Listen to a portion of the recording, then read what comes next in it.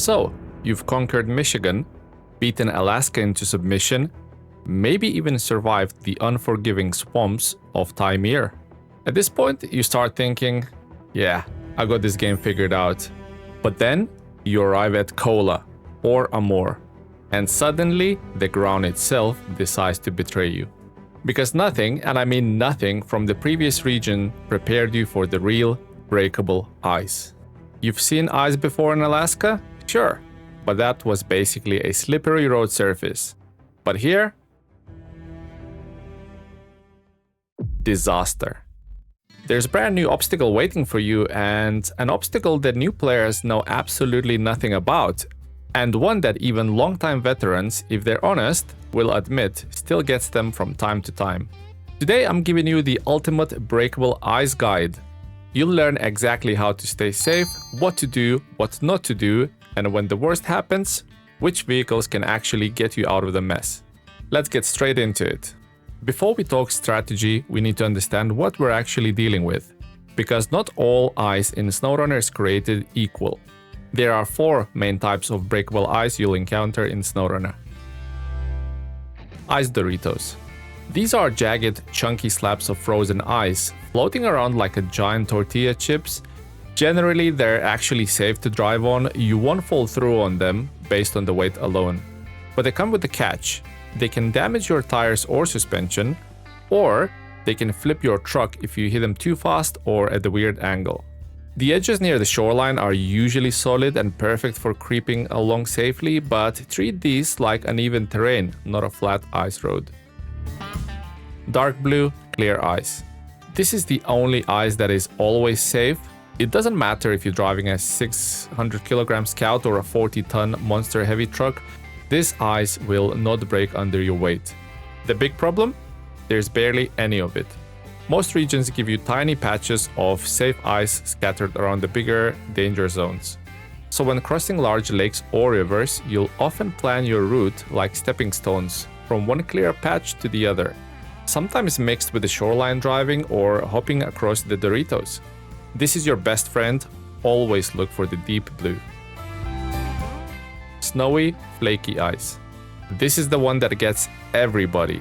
It visually looks harmless, almost like solid ground with a dusting of snow, but it's absolutely not solid. One of the most dangerous surfaces in the entire game. If you drive into the stuff, you will fall through, and you will get stuck. And you almost always need to recover unless you brought something specifically built for escaping the breakable ice. Sometimes you will see narrow strips of it between 2 safe ice zones. You can cross those very thin pieces if you're moving quickly and lightly, but never trust the surface for more than a tiny hop. Broken slabs of ice. For this video, I'm calling this type broken slabs. The visual cue is water visibly flowing between the chunks. It looks a little like dark blue ice, but with the cracks and movement. Make no mistake, this is just as deadly as the flaky snow ice. Drive into it and you will immediately fall through and ruin your entire day. Avoid it unless you're intentionally trying to test heavy truck's ability to push through the wet layer. So what actually happens when you break through? This is where the game gets interesting. Whether the ice breaks or not is determined by the weight only. Not speed, not tire type, not momentum. That includes the vehicle, the add-ons that you're carrying, the trailer that you're towing, and the cargo that you took with you. In general, up to 2000 kg is safe on almost all breakable ice. Up to 3000 kg usually safe if you keep moving and don't stop. Anything above that? Well, you're gambling. When you break through this surface, your truck drops into a deep mix of thick mud physics, icy water, and also floating chunks of ice that can wedge under your truck, or floating chunks of ice that can high center your truck instantly. You will not drown your truck, but essentially your truck enters a wet mud pit that is extremely difficult to escape from. Unless you're using a very specific type of vehicle, you're screwed. So let's talk about the do's and don'ts of breakable ice. This is the part where new players almost never learn unless it's too late. Scout your route first. Use a lightweight scout vehicle and physically test the ice before committing with a heavy truck. Mentally map out the safe clear ice patches, the weak flaky ice zones, the Dorito edges, and the shorelines you can hug. This step alone saves more trucks than anything else. That audible crack is your early warning system. If only your front axle has broken through, you can still fully escape by reversing immediately. Do not push forward hoping it will stop braking. It won't. The edges where ice meets the land or where Doritos presses against the water are solid ground and are often thicker and safer. This one's funny, but yes, honking literally breaks the ice around you. If you haven't fallen in already, the horn blast might be the last thing that sends you under. Chain tires are only good on bare ice or icy roads. Under the surface of breakable ice, that is mud. Mud tires or off-road tires are massively outperforming the chains here. You'll be crawling slowly anyway, so you don't need the surface ice grip. Speed plus ice Doritos equals instant destruction. You'll destroy your suspension, will take tire damage, or even flip over. Or it happened to me once or twice, you'll get launched directly into the water. Take Doritos slow and controlled. So now let's talk about the vehicles that can handle the breakable ice. This is where players make the biggest mistakes. Some vehicles simply shouldn't be taken on breakable ice unless you want to perform a rescue mission. So let's break those vehicles down. Scouts should be broken down into two different categories. So there are scouts under 2,000 kilograms or 2 ton. These do not fall through. And the vehicles are Don 71, Gore by 4, Jeep Renegade, Khan 39 Marshall, Land Rover 90, and Tuz 166. Because these vehicles are under 2 ton, these are your best friends for scouting the safe paths. And then you have the heavy scouts. These are 4,000 kilograms and plus. These are guaranteed to fall through. And these vehicles are AAC 58DW, both of the Earth Roamers, Ford F750, International Lodestar 1700, both Rezvanis, and Yar 87. These heavy scouts get zero mercy from breakable ice. Anything in between those two categories are hit or miss. I do suggest you move and don't stop if your vehicle is somewhere in between these two groups. You might get away with it or you might fall through. It's up to you. Now let's talk about special case scouts. So first one is the TUS 420 Tatarin. This is a whopping 15,000 kg machine. Yeah, it pulls through and it does that hard. But because of its massive tires and insane traction, it can sometimes push itself out. And then you have Burlak 6x6. This vehicle weighs almost 6,000 kg, but this is the king of icy and snowy environments. If this vehicle falls through, it just keeps pushing, never really gets properly stuck. It's labeled as a scout, but it's basically a mini heavy vehicle designed for exactly these conditions. In my opinion, this scout vehicle is the best for these kind of conditions.